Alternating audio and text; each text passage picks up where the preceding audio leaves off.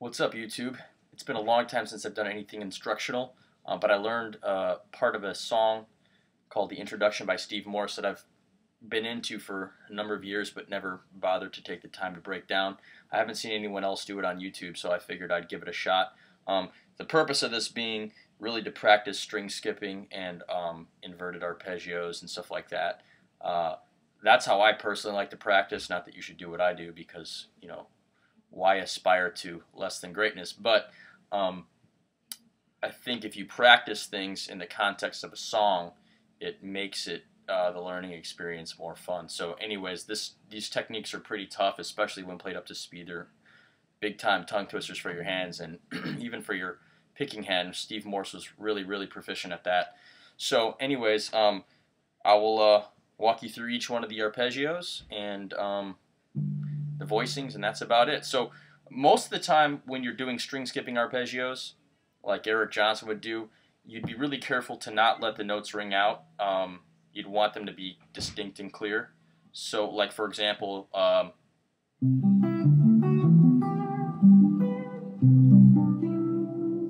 something like that, as opposed to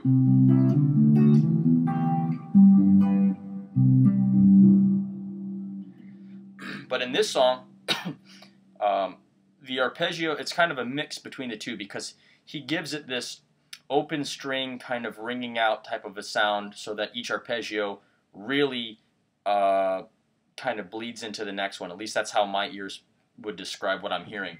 So I'm not sure if these voicings are correct, but I did the best I could to try to emulate the sounds that I was hearing. So it starts on the A, 2nd fret of the G, 4th fret of the G, 5th fret of the B, 4th fret of the E. Then you're going to go to this B. It's like a B major add 4. It's another B note. 4th fret of the G, 4th fret of the B, open high E. Then you're going to go back to another A major up in this position here, the 5th on the 5th fret, but it's going to be inverted so the 3rd's on the bottom. And, you know, just alternate pick between the strings. It's really what I do. So, or whatever works for you. So again, the 3rd one is. Then we're going to go up here to the 7th fret of the B, 4th fret of the G, 6th fret of the A.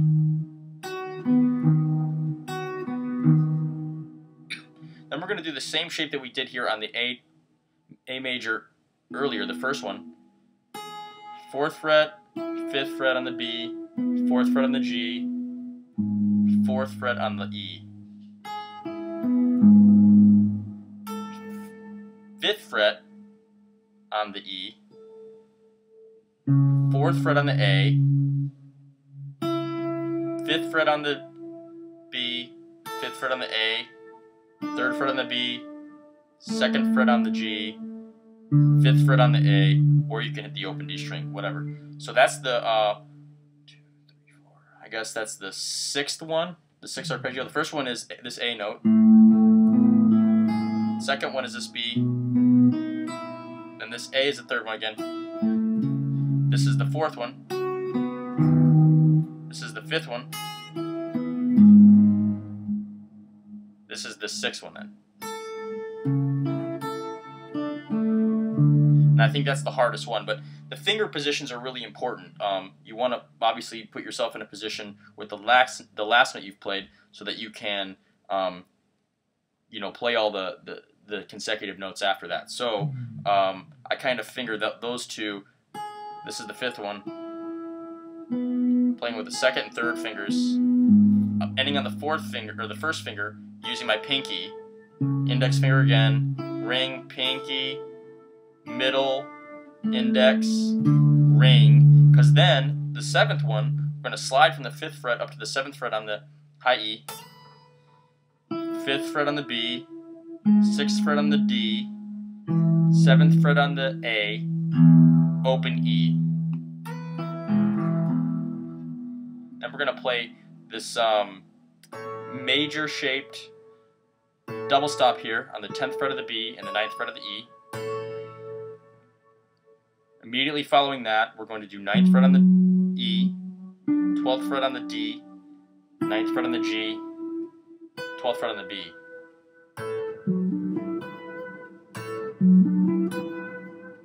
Right? And then, excuse me, the next arpeggiated shape is 11th fret on the A, 9, 9, skip a string to the high E, and 12th.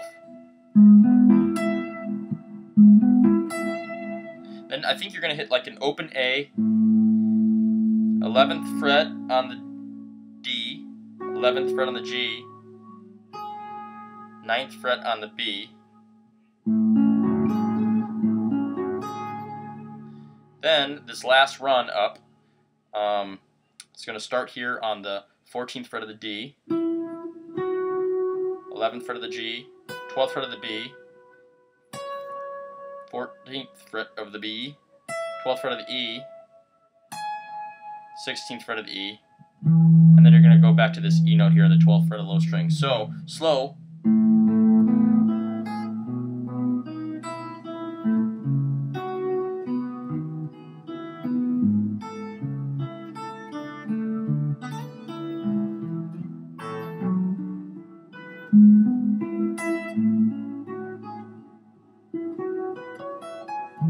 Kind of mess up that last bit.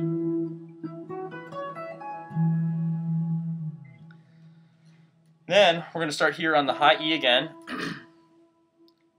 4th fret on the B, 6th fret on the G. Alright, that's the first one. The second one is going to be 2 E notes in a row. So E, 5th fret on the B, 4th fret, which is a B note, then 7th fret on the D. So the first bit is, second bit is, oops, excuse me.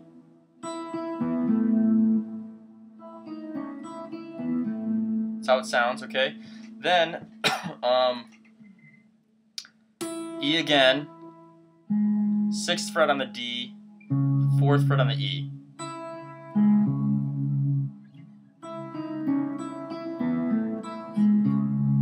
Alright?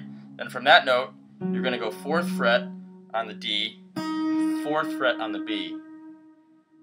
Then you're going to walk down to the B, 2nd fret, 4th fret on the D, 2nd fret on the B. That's kind of like a B9.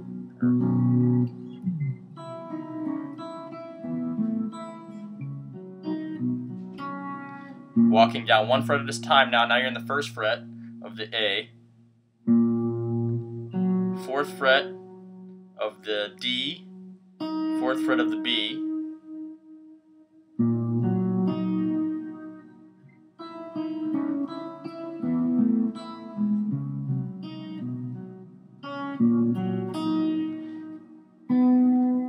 fret of the G, open A, 4th fret of the D, high E.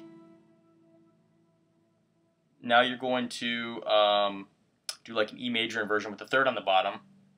So 4th fret of the E, 2nd fret of the D, 4th fret of the G. So, slow.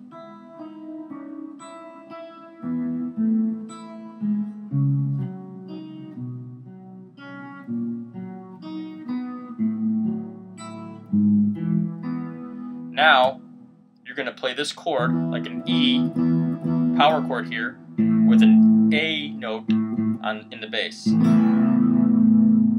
going to do the same thing, but you're going to tap onto this A flat here, and then just a B power chord. So slow.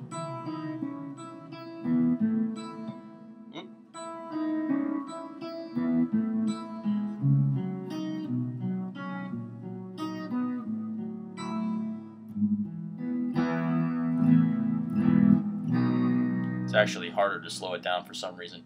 So that's it, and then it kind of repeats. But hopefully you get some good practice out of your string skipping that way.